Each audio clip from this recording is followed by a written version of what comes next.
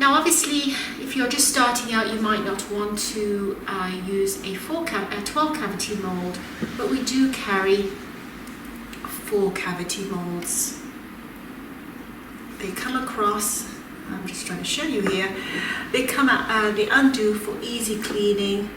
This is a 4 cavity lipstick mould.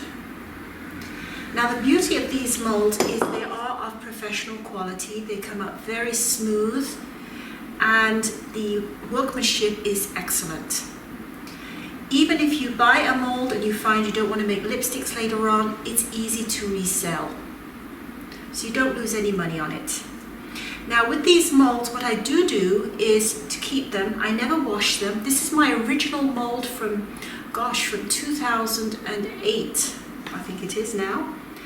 And it's still in perfect shape. So all I do, I never put it in water, I just clean it with oil, and the oil I use is something called Naturederm IL. You can also use fractionated coconut oil and even jojoba oil, although jojoba oil is a little expensive. And you just wipe it over and the whole mold comes apart, the bottom off, opens up and cleans really easily.